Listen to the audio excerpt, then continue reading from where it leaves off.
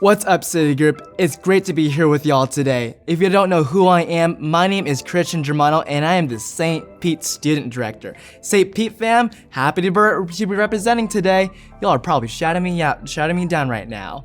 Anyways, if this is your first time here at a City Group, I just want to say welcome. We're so happy you're here. You could have been doing anything else. You could be watching Netflix. You could be studying for your homework. You could have been like hanging out at the mall, shopping for a New Year look. But you're here with us today, so we're happy that you're with us. Anyways, we're in the middle of this collection called Holy Habits. We're in week 3 of Holy Habits. And what I want to be talking to you all today is about prayer. Now, I know prayer can be difficult and weird sometimes. Some of us can hide in the corner of our dark bedroom and we can fold our hands and close our eyes and go like, hey God, okay, bye God. We can have our minds draw point blank sometimes. I remember when I first started praying, I would just like sit in awkward silence and I would try my best to piece together the right words, and sometimes it would be really weird. Given that prayer can be weird and uncomfortable sometimes, it can be really hard to be faithful with praying. And here's an encouragement for you. Prayer is simply a conversation between you and God. You can pray anywhere, anytime. It's never an inconvenient time to pray. Why? Because God is always listening. Here's what the Apostle Paul encourages us in the book of Romans.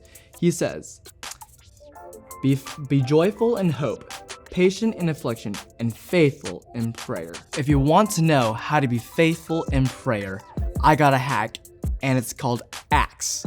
It's an acronym. A, adoration, C, confession, T, thankfulness, and S, supplication. Now, let's talk about adoration. This is where you're simply telling God how awesome He is. God, you're so good to me. God, you give me so much joy. God, I'm glad you brought me my friends. This is pretty much you giving God some positive words of affirmation. Now, we're going to talk about confession. C, confession. There are some things in you and I's lives that we just need to confess to God. I see myself doing this a lot, where I know that there's something I have to let go to God, and I say, hey God, I know that I've done this, and I just want to let you know that I want to ask for your forgiveness. There's some things in your and I's lives that we need to ask God's forgiveness for. Now, thankfulness. God has blessed us with so much in our lives, and we have to be thankful. We have to acknowledge that some of the great things He has in our lives. So these can sound like, God, I'm so thankful for the friends You've put in my life. God, I'm thankful for the job I have. God, I'm thankful for the clothes I wear. Thankfulness is pretty much just identifying what in your life adds value and just simply thanking God for it. And last but certainly not least, we got supplication. This is where you present your request to God. Some of these can sound like, God, help me to pass this exam. God, help me take that cute girl or cute guy out on a date. Or God, give me direction for my next school year. Now, here's a reminder. Here's what ACTS is. A, adoration, C, confession, T, thankfulness, and S, supplication. Here's a reminder. There's never an inconvenient time to pray. You can pray anytime, anywhere. It's never inconvenient. Why? Because God is always listening. You can start the ACTS prayer today in your small groups. You can start that with your small group leader or your friends. You can ask your small group leader for help.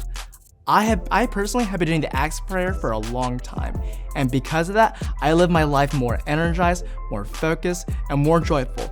Why? Because I'm coming in contact with God every single day. Now we're about to get into small groups. I believe this ACTS prayer can change your life like it did mine for the better of our prayer lives. So we're gonna show up and we're gonna